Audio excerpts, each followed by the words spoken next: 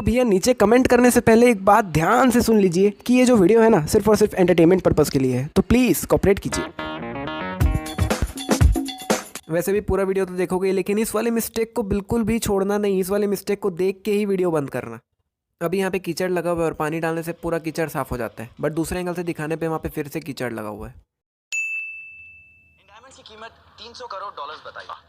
300 crore dollars. 300 crore dollars? भाई पागल है क्या? पी पुई के आया है क्या तू? क्या बोल रहा है? 300 करोड़ डॉलर्स नहीं है, 300 करोड़ है। मैंने पूरी मूवी देखी और डायमंड्स की कीमत 300 करोड़ है, ना कि 300 करोड़ डॉलर्स। और अगर 300 करोड़ डॉलर को हम इंडियन रुपीस में कन्वर्ट कर रहे हैं तो कुल 2000 करोड़ के आसपास इसकी वैल्यू निकल रही है, जो कि बिल्कुल नहीं है। 300 करोड़ ही है डायमंड की वैल्यू। अभी तक ये अपने बाइक में बिल्कुल अकेले बैठा हुआ है, इसके आगे पीछे कोई भी नहीं बैठा हुआ है, बट एक सेकंड में मल्लिका इसके पीछे कहाँ से आ जाती है पता नहीं। मतलब बंदा पूरा सामने से निकल गया और उसके बाद ही उसको कॉल करने बोल रही है। सही है। साजिद के पीछे अभी 3 ही लोग खड़े हैं, लेकिन जब इस सीन को दूसरे एंगल से दिखाते तब यहाँ पे एक चौथा आदमी भी खड़ा हुआ है।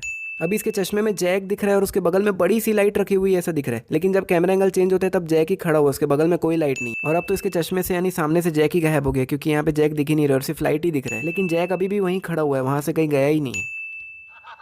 पागल बेटा, पागल माँ, तेरी माँ पागल है। ये कम से कम 15 बार बोला होगा कि तेरी माँ पागल है। और जैक भी इसके अलावा सबको मारता है, पूरा सेट तोड़ देता है, लेकिन जिसने सच में इसकी माँ को कुछ कहा है उसको छूता तक नहीं है। और भाई इसको भी बार बार बोलने की क्या ज़रूरत है कि तेरी माँ पागल है, तेरी माँ पागल है। दिख रहा है सामने बंदे को गुस्सा आ रहा है, फिर भी 4 आना कम दिया था मेरे को तूने। पिछली बार 4 आना कम दिया था।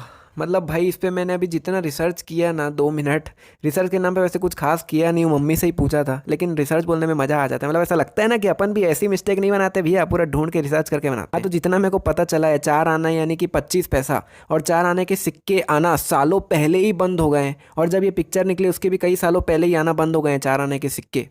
तो ये 4 आने नहीं देने का सिस्टम मेरे को समझ नहीं आया। डायमंड्स का चोरी करने का है, राइट राइट करेक्ट एग्जैक्टली। मतलब इन लोग को इतनी बड़ी चोरी करने के प्लानिंग करने के लिए क्या कमाल की जगह मिली है, एक ऐसा होटल जहाँ पे 20-25 लोग बगल बगल में ही बैठे हुए हैं। मतलब हद है। मतलब क्या सेफ जगह मिली इन लोग को प्लानिंग करने के लिए? भाई कोई खुफिया जगह में जाके प्लानिंग करो ना। और भाई ये लोग बात भी इतना धीरे धीरे कर रहे हैं कि कोई सुन भी नहीं रहा होगा ना बगल में। आंटी के सामने यहाँ पे एक शूज़ रखे हुए हैं जो कि अगले ही पल गायब हो गए, लेकिन बाद में शूज़ वापस प्रकट हो जाते हैं। आंटी को 4 आने नहीं मिलने का इतना दुख लगा है कि टैमी का पूरा सूटकेस अच्छे से पैक करती हैं और सूटकेस खोल के ऊपर से फेंक देती हैं ताकि सामान भी पूरा गिर जाए।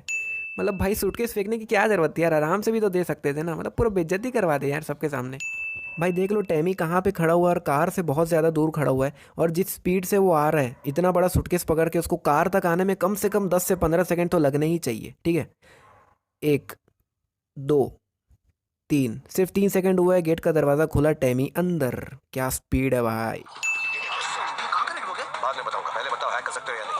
मतलब पीछे ऐसी लड़ाई चल रही है, फुल एक्शन का माहौल है, और इधर चार्ली को देखो, बताओ हैक कर सकते हो कि नहीं। मतलब ना दुनियादारी तेल लगा है वैसा सिस्टम है अभी चार्ली का। और चार्ली को इतना क्या जल्दी है यार, मतलब यहाँ से पूरा निपटा के बढ़िया घर वर जाओ, डिनर विनर करके जूस पीते पीते उससे पूछो, प्लानिंग करो, बढ़िया। मतलब इतना क्या जल्दी यार, वहीं वहीं के वहीं कार में रख के पूछ रहे इसको हैक कर सकते हो कि नहीं।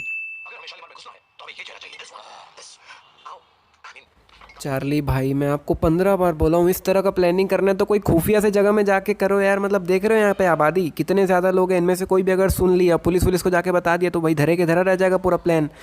हाँ वो अलग बात है, आखिरी में पूरा प्लान सक्सेसफुल होने ही वाला है, लेकिन फिर भी भाई चुन चुन के जमा किए थे मैंने ये चार्ली के चार्लीज एंजल्स, घंटा एंजल्स। असली एंजल्स तो बेचारे ये हैं जिन्होंने इस कंपटीशन के लिए सच में मेहनत की थी, लेकिन चार्ली ने अपने मतलब के लिए इनको भी नहीं जीतने दिया। अभी चरण ग्रोवर इस टैबलेट को बिल्कुल साइड से पकड़ा हुआ है, लेकिन दूसरे एंगल से दिखाने पे उसका हाथ तो बीच में है। अभी चरण ग्रोवर लेज़र शील्ड को डीएक्टिवेट करने के लिए इसमें पासवर्ड डाल रहे हैं, और इसमें ध्यान से देखोगे तो एक नंबर एक से ज़्यादा बार दिए हुए हैं। जैसे 9 देखोगे तो यहाँ पे भी है, यहाँ पे भी है, यहाँ पे भी है, यहाँ पे भी है।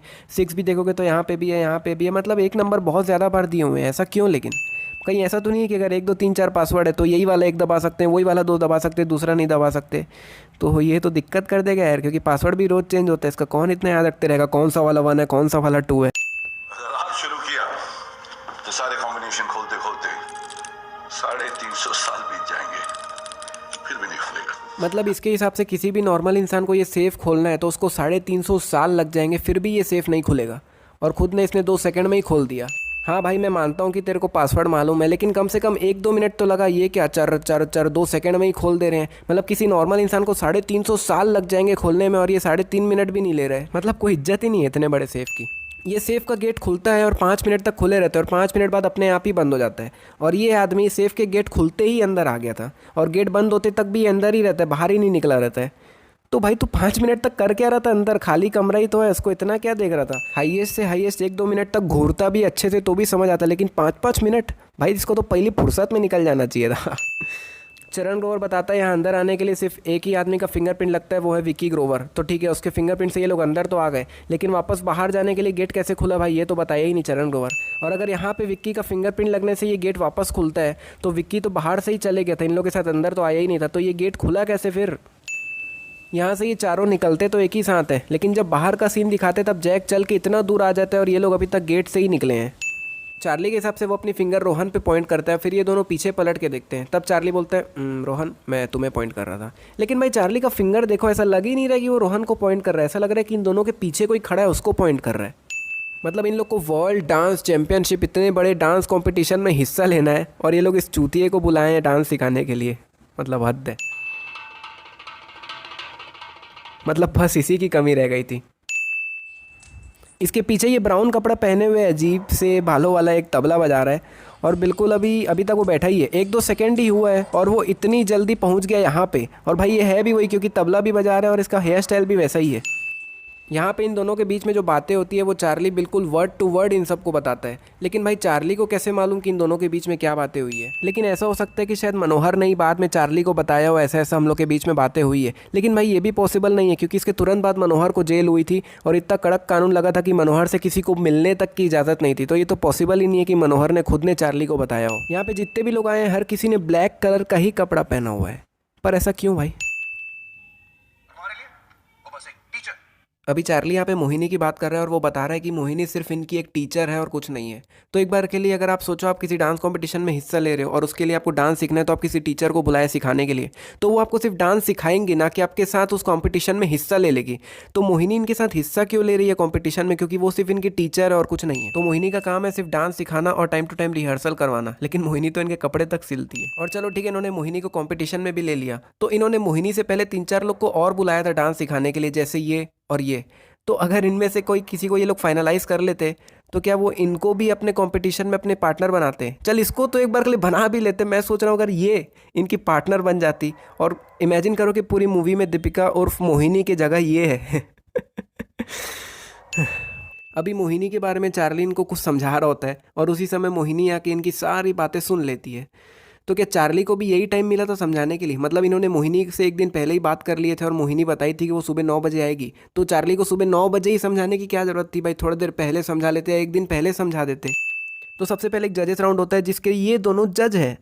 मतलब भाई अनुराग कश्यप और विशाल ददलानी, एक डांस कॉम्पिटिशन के जज। चलो विशाल है बोल के मैं एक बार अनुराग कश्यप का भी मान लेता हूँ, क्योंकि वो एक डायरेक्टर है। लेकिन भाई विशाल ददलानी एक सिंगर है, डांस कंपटीशन के जज कहाँ से भाई ये लोग? और चलो अगर आप ये बोल रहे हो कि ये तो भाई फिल्म है, ये लोग सिर्फ इसमें एक्टिंग करने आए हैं, इनको असली काम क्यों देख रहे हैं? तो भाई जब यहाँ पे इनके नाम असली के लिखे हुए हैं, तो इनके काम भी असली के ही देखेंगे ना यार। मोहिनी का हाथ अभी ऊपर है, और उसने अभी अपना हाथ ये देखो ये नीचे कर रही है, और उसने अपना हाथ अभी नीचे कर दिया है, बट दूसरे एंगल से दिखाने पर उसका हाथ अभी भी ऊपर है, और अब वो फिर से अपना हाथ नीचे कर रही है। ओ नोकिया फ़ोन से वोट करना है? फिर तो मैं वोट ही नहीं कर पाऊंगा यार। और मैं क्या, इंडिया के 99.99% लोग वोट ही नहीं कर पाएंगे फिर तो। ज़रूरी सूचना, अगर आप में से कोई नोकिया फ़ोन्स यूज़ करता है तो प्लीज़ गुस्से में आके इस वीडियो को डिसलाइक मत मारना। ये सिर्फ एक मजाक था, इसे मजाक ही लीजिएगा। मैं तो बस ये कह रहा हूँ कि भाई नोकिया ही फ़ोन क्यों, भाई दूसरे फ़ोन से वोट नहीं कर सकते क्या? और भाई किस्मत से इन सभी के पास नोकिया फ़ोन है, इनके पास भी नोकिया फ़ोन है, और यहाँ तक कि इस आंटी के पास भी नोकिया का ही फ़ोन है। ये लोग क्या कोई सरकार योजना से मिला है क्या इन लोग को फ़ोन? तो यहाँ पे टीम डायमंड्स को 4 लाख से ज़्यादा वोट्स मिले हैं, और बहुमत ने इनको जिता दिया है। लेकिन भाई यहाँ पे बात गौर करने वाली है कि इनका डांस इतना रद्दी था, ये आपने भी देखा है मैंने भी देखा है, कि इनको 4000 वोट भी मिल जाते तो बहुत ज़्यादा हो जाते, बट भाई 4 लाख, तो यहाँ पे कार्रवाई होनी चाहिए कि ऐसा कैसे हो गया। चार्ली यहाँ पे मोहिनी को देखते देखते ये ड्रिंक अपने मुँह में डालने की जगह गलती से अपने आँख में डाल देता है। लेकिन भाई आँख में क्यों यार? आप गलती से अपने शर्ट में डाल दिए, अपने नाक तक में डाल दिए तो समझ आता है आसपास ही है, लेकिन भाई इतना ऊपर आँख में कैसे डाल दिया यार? चार्ली गलती से अपने आँख में डालता है बोल के उसका इस साइड का फेस पूरा गीला हो जाता है, बट भाई अगले ही पल उसका फेस बिल्कुल साफ हो जाता है, और ऐसा लग रहा है जैसे कुछ गिरा ही नहीं है वहाँ पे। अभी लैला चरण ग्रोवर के पास जाती है और उनको बताती है मिस्टर ग्रोवर टीम इंडिया, और वो अब टीम इंडिया की तरफ देख रही है। बट जब इस सीन को दूसरे एंगल से दिखाते तब वो अभी भी चरण ग्रोवर को ही देख रही है और अब वो फिर से पलट के टीम इंडिया को देख रही है। ओ हो टेलीपैथी, क्या बात। मतलब अब ये लोग एक दूसरे से मन में भी बातें कर सकते हैं। तो जब ये लोग चोरी कर रहे थे तब ये लोग वॉकी टॉकी का यूज़ क्यों करते हैं भाई, मन में ही सुन लेते क्या बोलना है। लड़ाई करते करते इसके दिमाग में अचानक से एक चुल मचती है और ये चार्ली को नीचे गिरा देता है। और भाई चार्ली तो ऑलमोस्ट नीचे गिर ही गया था, बट वो घूम के वापस आ जाता है। लेकिन भाई अगर सोचो चार्ली नीचे गिर जाता तो इसके ऊपर केस हो सकता था, और केस होने के बाद ये कंपटीशन से तो बाहर था ही, उसके बाद भी इसके साथ क्या क्या होता है ये खुद भी नहीं जानता। भाई मैं अब समझ चुका हूँ कि जो चार्ली का स्वैग लेवल है ना, वो मतलब कुछ भी हो जाए ये अपनी पूरी प्लानिंग खुले में ही करेगा। ऊपर से भगवान आके भी बोल देंगे ना तो भी ये नहीं हटेगा। मैं अब तक चार्ली के स्वैग लेवल को ही बहुत हार्ड समझता था, बट भाई ये लोग तो इससे भी 10 कदम ऊपर निकले। मतलब ये लोग चैंपियंस ट्रॉफी को देखो कहाँ पे रखे हैं, इतना $1 मिलियन का ये ट्रॉफी और बिल्कुल खुले में पड़ा है, कोई प्रोटेक्शन भी नहीं है। मतलब जनता के जस्ट बगल में ही है, और इतने सारी जनता में से एक जन इसको उठा के पासिंग द पिलो खेलते हैं वैसे ही पासिंग द ट्रॉफी करते करते ये लोग बाहर ले गए तो पता भी नहीं चलेगा कहाँ गया ट्रॉफी। जिनका सीधा मुकाबला हो रहा है वो है पहली अब भाई ये हिंदी में क्यों एंकरिंग कर रहा है, यहाँ पे तो आधे से ज़्यादा लोग को समझ भी नहीं आ रहा होगा कि ये क्या बोल रहा है। बार यहां तक पहुंची माय कंट्री टीम इंडिया। काहे का पहली बार भाई, कितनी भी कचरा टीम क्यों ना हो यहाँ तक तो पहुँचेगी ना, क्योंकि दुबई में आने के बाद 2 बार डांस कंपटीशन हुए हैं और 16 कंट्रीज़ ने इसमें हिस्सा लिया है। तो कितनी भी कचरा टीम क्यों ना हो यहाँ तक तो पहुँची ही है ना, क्योंकि हिस्सा लिया है। अब समझ लो कि दो बार कंपटीशन होने वाले हैं। अभी पहला फिनाले, अब इसके बाद होगा जो ग्रैंड फिनाले जिसमें 8 कंट्रीज हिस्सा लेगी। और अगर ये ग्रैंड फिनाले में बोलता कि पहली बार यहाँ तक पहुँची तो समझ भी आता, लेकिन फिनाले में तो हर कंट्री पहुँचेगी ना भाई, कुछ भी हो जाए। ओहो हो, मिलिए गीता कापुर से अब मैं ऐसा क्यों बोल रहा हूँ, नीचे स्पेलिंग देखो, गीता कपूर की स्पेलिंग देखो, KAPUR, वाह।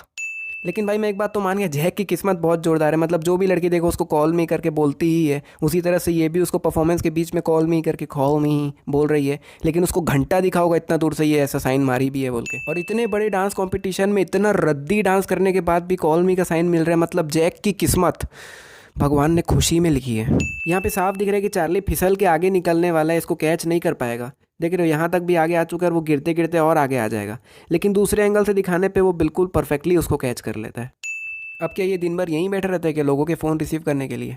तो ये चार्ली के काम से बहुत ज़्यादा खुश हो जाती है और इसीलिए ये टीम इंडिया दूसरा मौका दे देती है। और यहाँ पे team India versus team Korea था, और अगर टीम इंडिया को दूसरा मौका मिल गया है, टीम इंडिया आगे भी डांस करने वाली है, इसका ये मतलब है कि टीम कोरिया WDC से बाहर हो चुकी है और इन्हें 10 मिनट में एयरपोर्ट पहुंचा दिया जाएगा। लेकिन भाई इन्होंने तो फाइनल्स में भी हिस्सा लिया है, देख रहे हो उनके कॉस्ट्यूम। लेकिन ऐसा कैसे पॉसिबल है भाई, team India versus team Korea था, और अगर टीम इंडिया फाइनल्स में जा रही है तो टीम कोरिया भी फाइनल्स में कैसे जा रही है? कोई ना कोई एक टीम को तो एलिमिनेट होना ही है ना। अब आप बोलोगे कि टीम कोरिया को तो इन्होंने पहले ही सेलेक्ट कर लिया था, लेकिन भाई यहाँ पे टीम कोरिया से भी बहुत बड़ी गलती हुई है उनके डांस में। एक बच्चा ऊपर से गिर गया था और ये बहुत बड़ी गलती है उनके डांस के बीच में। उसी हिसाब से भी टीम कोरिया को इससे बाहर हो जाना चाहिए था।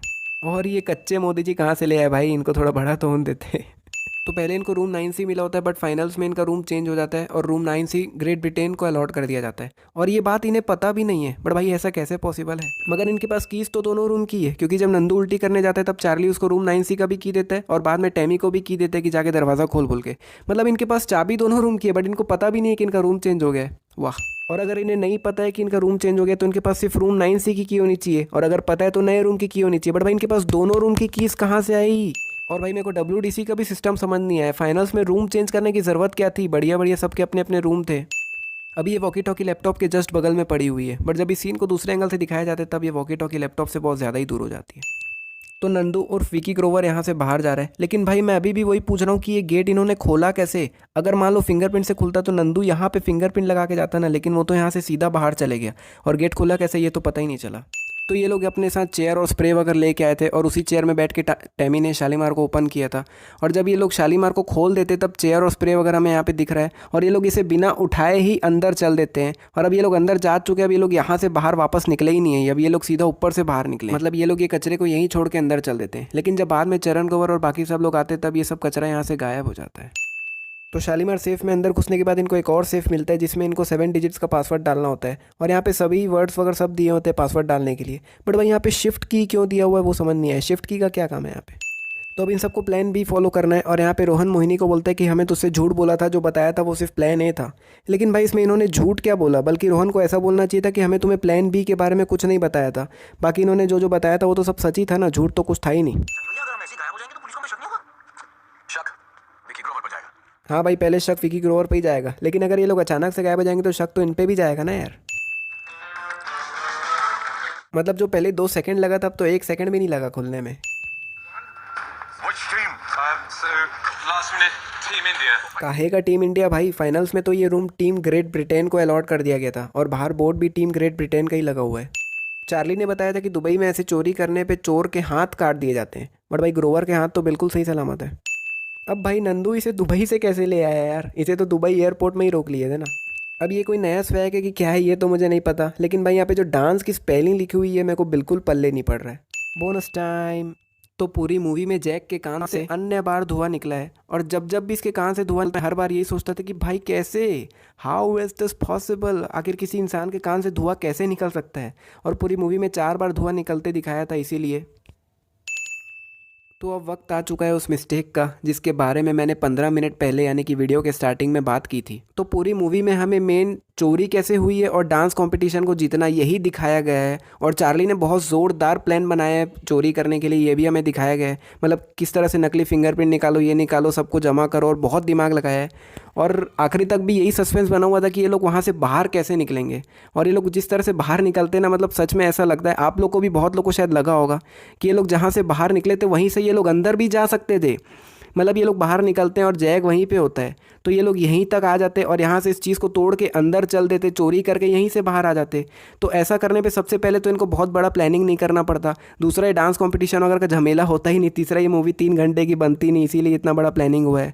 और अगर ऐसा हो जाता तो भाई मतलब सब कुछ सिंपल ही हो जाता, यहीं से एटलांटिस में बुक करते, कभी भी यहाँ के इस चीज़ को तोड़ के अंदर जाते, सोना निकाल के वापस बाहर आ जाते, किसी को पता ही नहीं चलना था। तो ये भी बहुत बड़ी मिस्टेक थी और इसीलिए यहाँ पे भी थोड़ा एक्स्ट्रा तो बनता ही है यार। तो बस यार इस वीडियो में इतना ही, और प्लीज़ इस वीडियो को लाइक करो अगर आपको पसंद आई है, क्योंकि बहुत मेहनत लगी है इस वीडियो को बनाने में, आप सोच भी नहीं सकते इतनी मेहनत लगी। मतलब मुझे नई करके 1 महीने के आसपास लग गई है इस वीडियो को बनाने में। तो प्लीज़ यार लाइक करना, सब्सक्राइब करना, शेयर भी करना अगर हो सके तो। मिलते हैं नेक्स्ट वीडियो में।